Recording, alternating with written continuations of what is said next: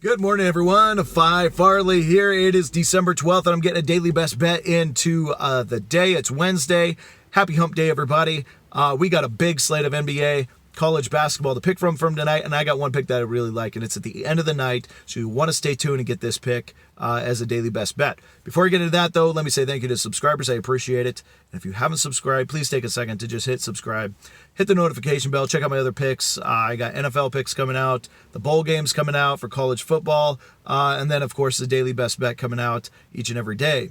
So I appreciate you tuning in. I mean, now's the time to do it. Won the last 7 straight. Going back to an undefeated NFL weekend, 5-0. And then another Monday Night Football pick win. Last night, Villanova, Penn going over the total, over 140. So we're going to keep it rolling today with a best bet. Where we're going today is going to be in the Pac-12 versus WCC, of which I'm going to kind of break down a little more of that dynamic in 1 second. But Pac-12, Oregon hosting San Diego of the WCC, 8-2 San Diego, 5-3 Oregon.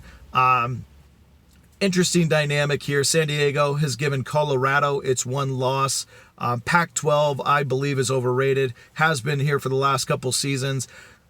But living out on the West Coast, you'll know that the WCC is looked at as the little sister of the two conferences. I mean, the Pac-12 will get 3, 4, 5 teams into the tournament. Meanwhile, WCC fights every year to get more than one.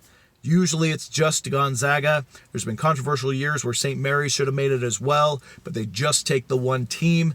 And now, you have these teams like San Diego and San Francisco and Santa Clara that also play in the WCC. We would love to take down these Pac-12 guys who really think they're hot stuff, but meanwhile, they're about the same as the WCC conference, at least in the middle and the top.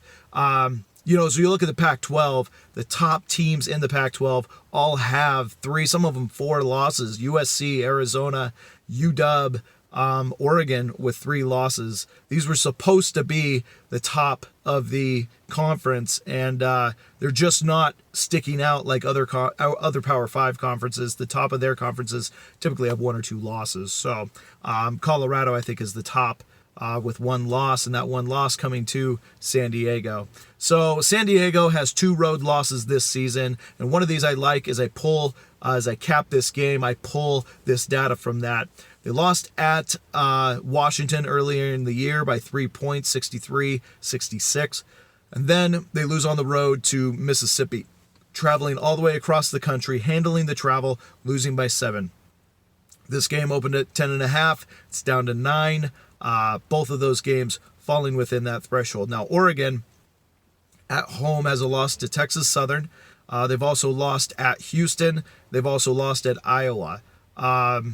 They did have an impressive win against Syracuse at home. However, there's no travel like Syracuse having to travel all the way across the country in this game while Oregon hosts it. It's just going to be some little West Coast travel, and then we got that extra fire being the little sister conference going against the big boys.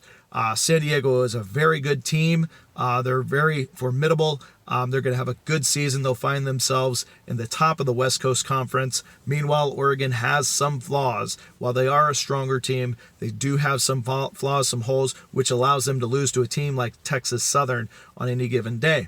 So, all that said, we got a game at San Diego plus 10.5 opening. It's dropped down to plus 10, plus 9.5. I got it at plus 10 last night. It's down to plus 9. I'm still taking San Diego plus the 9 as today's best bet. All right. Good luck, everyone, today. I'll see you again soon. Don't forget to subscribe and like the video. All right. Take care.